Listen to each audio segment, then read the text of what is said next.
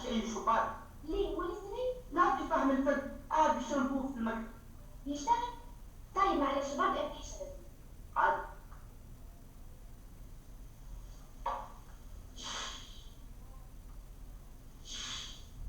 ايوه كده. يا ابراهيم حضر لي هنا زورية على الترابيزة. حاضر يا فندم. بونجور. ايه الضلمة دي؟ امسك حد ينور النور والشمس طالعة. ما تفتحيش الشباك. ليه؟ علشان انا بس عليك. ايوه كده الواحد يشم هوا الصبح الجميل ده. خد الزورية حط فيها الورد ويلا لحسن عايز افطر وجعانة خالص. حط خايف من ايه؟ يا شيخ هات كده وتعالى انت عايز تعمل حاجة ايه معاك؟ لأن الواحد نفسه تتفتح لما يبقى بياكل قدامه ورد. الله، لكن مين اللي قال لكم انكم بتفتحوا الشبابيك دي؟ الست الصغيرة دي انا اللي قلت الامتحان. لا مش حاجه. ايه ده؟ انتوا لسه حاطين كرسي في الشقة قدامي في الغرب؟ يلا عبوا بقى. يلا وإياك انت كل مرة ياسر عثمان تبعدهم عنك. يعني ايه؟ كانت برضه بقى احسن. استنى. نمت كويس؟ كويس أوي.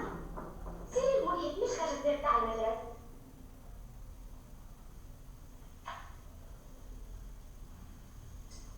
يعني انت مبسوطه من قعدك ويانا؟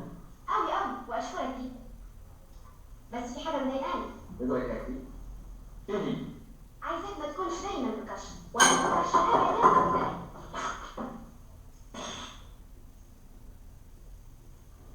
مين اللي قال لك الكلام ده؟ كلمني. ردي عليا. مين اللي قال لك الكلام ده؟ أخوك شفيق. طيب انا هعرف ازاي اخليه يحفظ لسانه. تلحقوني بكوباية مية يا بنت ليلى، جابت لي مصيبة لحد عندي ضيعت عمري كوباية مية يا أخو.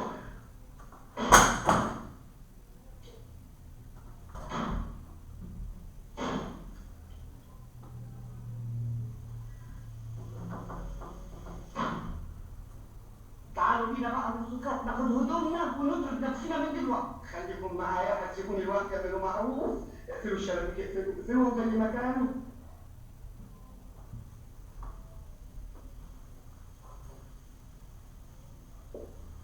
انت زلت. انا ما كانش قصدي نقدمه. شفيق حكالي عن سبب وحدتك وحزنك وانا شايفه ان ده سبب تافه ملوش معنى. ارجوك. ليه تنفرد وحدك وتحبس نفسك في البيت وتتحرم من الحياه؟ اذا كانت زهره اللي كنت بتحبها دي ماتت كنت يمكن احترم سبب وحدتك.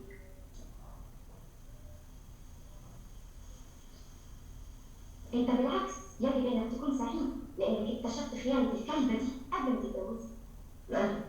ايوه الكلبه. تصور الفضيحه والبهدله اللي كانت بتحصل لو كنت اكتشفت خيانتها بعد ما تكون اتجوزتها. لسه في عز الشباب. صحيح انك ضيعت 10 سنين في حبك الفاشل ده، انما برضه انت لسه صغير وتقدر تعوضه. دي العيشه حلوه والدنيا مليانه مسرات وربنا خلقها علشان نفرح ونتمتع بيها. بتبصي لي ليه؟ كلامي مش معقول ولا فاكرني بنت صغيره ما اعرفش حاجه. لكن انا مش هعمل لضرب ولا ضيق ولا حد. ربنا يستر. يا عثمان حتى الترابيزه الصغيره في الجنينه عشان يتعمل بقيه فطار. الله انتوا رجعتوا قفلتوا الشبابيك تاني؟ دي مش عيشه بقى. افتحوها يلا افتحوها كلها يلا. اسمع يا يوسف انا هشيل الستاير التقيله دي من على الشبابيك وهخليها كتير في البيت. يا جميل اهو البيت قدامك. بس ده راح يكلفك كتير لان هخليها